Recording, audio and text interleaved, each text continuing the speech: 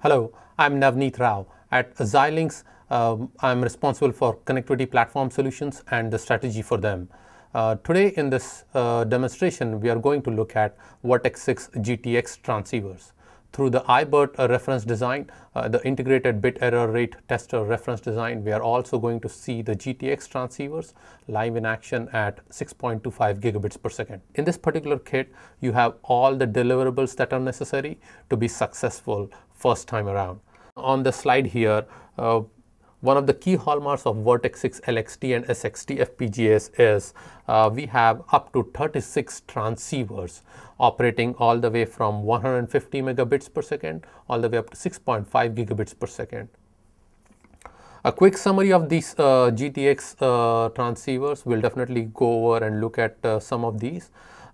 We support programmable equalization that will enable you to optimize the signal integrity. We also support current mode logic serial drivers and buffers, and we also support variation in the voltage swing. In addition, there is some advanced hardware loopback support through far end, near end, PCS, PMA loopback that you can use. In addition, what we also have something called as a fixed latency mode that for your transceivers. If you want to read more about this and all the features of the GTX transceivers, please visit the Xilinx website at xilinx.com. So the integrated bit error ratio test core. This particular core is available through the Xilinx core generator IP catalog, and it is customizable core to evaluate the settings of the Virtex 6 GTX transceivers. The IBERT core also includes pattern generators and checkers, multiple pattern generators and multiple pattern checkers, so that you can look through different data values to evaluate the GTX transceiver settings. In addition to that, it also has access to the dynamic reconfiguration port of the GTX transceivers, so you can change some of the parameters on the fly. The communication logic is also available so that the IBERT core can communicate to the software through the JTAG interface. So as a hardware setup, we have the ML605 board with the LX240T silicon. This is a mechanical sample. Exact same working device has been mounted inside the socket. For the software setup, we will use the chipscope tool, and I have design files that I have generated using the core generator flow.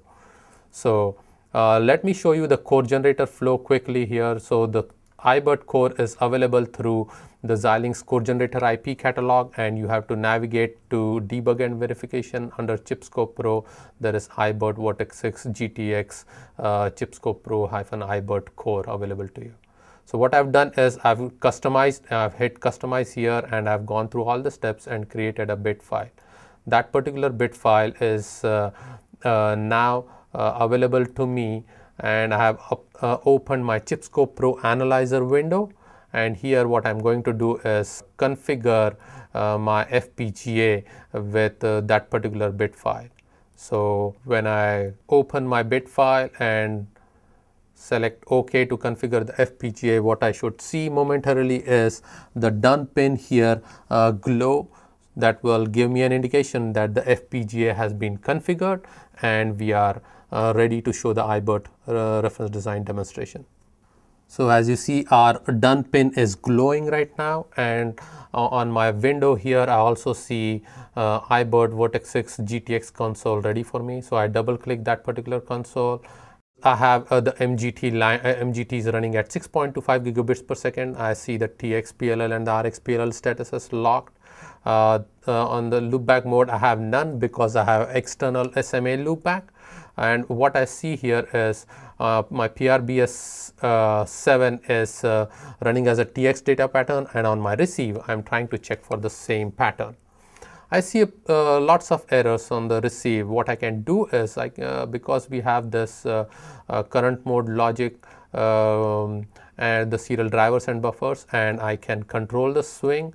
I want to change the swing of my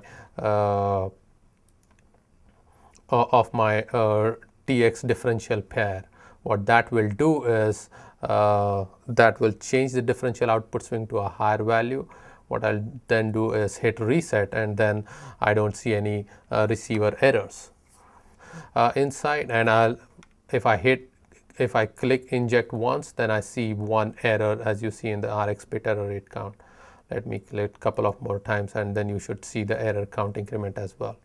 I can change the PRBS pattern to PRBS 31, which is the most strenuous PRBS pattern that's available in the industry. And for this particular pattern, and now if I go and reset my bit error rate count again, and I see that my bit error ratio is slowly slowly getting better to 10 to the power minus 12.